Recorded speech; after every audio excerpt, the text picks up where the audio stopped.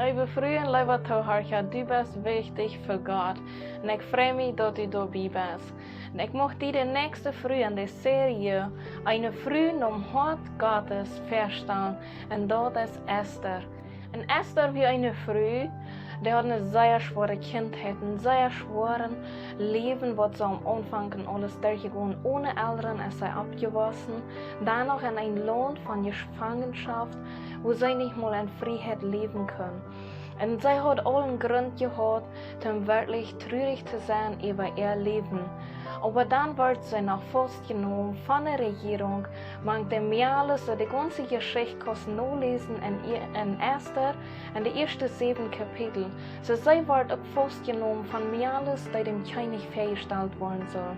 Und der König, der wählt und als sie eine junge Frau zu sein wird, sie wird noch aus Meer, und wo sie aber gerade werden, sie wird den König festgestellt, und der König, der wählt als seine Königin. So sie wird aus der Geschichte, wo sie her wird, ohne Eltern, ohne alles, gewählt als eine Königin. Eine Königin wird sie den König zu sein, ohne dass sie wussten, von wo sie wirklich wird. Keiner wusste dass sie eigentlich ein Jude war, also von den Israeliten war. Sie wussten nicht, dass sie eigentlich eine von denen war, die gefangen war. Und der König hat gewählt und sie hat dann durch Bern regiert, gelebt mit dem König.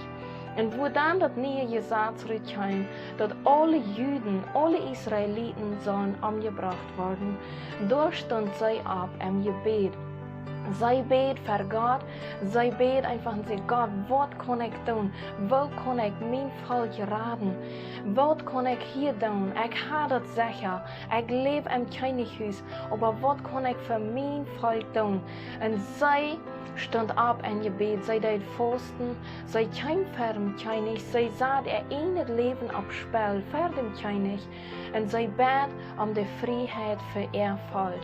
Und Gott erhielt ihr Gebet und der König, der leitet das Gesetz ändern, sodass das Volk Israel gerat wird. So Gott hat einen Plan für diese Mal und dort, wo sie hergekommen wäre. Und ich möchte dir 2 wichtige Dinge mitgeben. Vielleicht lebst du in deiner Vergangenheit. Vielleicht lebst du mit den Erinnerungen, wo du bist abgewaschen, wo sind deine Eltern gewesen oder du hast nicht mal Eltern gehabt. Du bejammerst dich selbst über das Leben, was du gehabt hast. Oder du kickst bloß immer zurück, wann doch mal alles anders war. Wann meine Eltern vielleicht nicht das getan haben. Oder wann ich nicht in dieser Situation wird sein. Dann wird mir das scheiner gehen. Aber dort gibt einen Plan, was Gott für dich hat. Und der ist nicht davon abhängig, was du vorher gelebt hast, was du bei nu durchgegangen bist. Und du kannst dir entscheiden, einfach sein, Gott hat einen Plan für mein Leben und dann, wo ich durchgegangen bin, Gott wird das brauchen und Gott will nie einen Anfang mit deinem Leben mehr an. So, der erste Punkt ist, deine Vergangenheit bestimmt nicht, wer du bist, sondern Gott bestimmt, wer du bist. Gott hat einen Plan für dich. Und das zweite Ding, was ich von Esther lernen ist, kick nicht bloß auf dich selbst. Vielleicht denkst du, ich habe das nicht gut und ich bin zufrieden und ich habe alles, was ich will. Sie wie im Regierungspalast, sie können zufrieden sein. Aber sie sagt, no, ich habe eine wichtige Stadt und die Stadt, wo ich sie in mein Haus und ich will mein Volk raten. Du brauchst vielleicht nicht ein ganzes Volk zu raten, aber du kannst welche Person ram deine Familie ein Segen geben, dass die sich verändern kann für Gott. Also kick nicht bloß, dass du das gut hast, dass du das Schein gibt für Gott und für andere Menschen, sondern kick, wo kann ich mein Leben ein Segen geben für andere Frühes. Gott braucht so eine Frühes und wir sind wichtig für die Familie, aber auch für all die ewige Raum.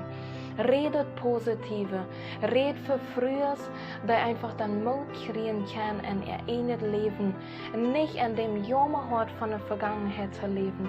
Ich möchte dich beten, wenn du was mit mir taub beten, dann bet mit mir mit.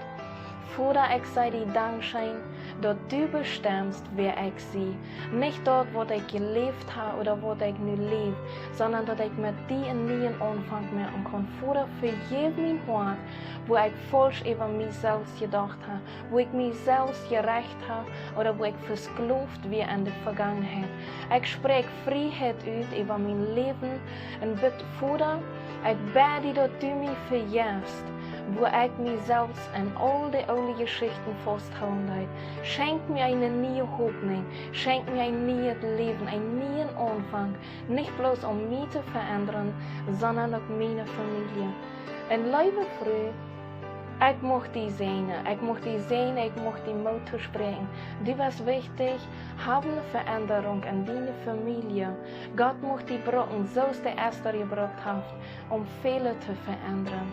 Und ich möchte dich sehen, liebe Frau, und wenn du Frauen hast, oder du musst mich schreiben, du kannst das sehr wel ich tun. Mein Name ist Gabriele Kroon. Mag Gott dich und deine Familie segnen. Du bist wichtig und Gott mag dich brauchen.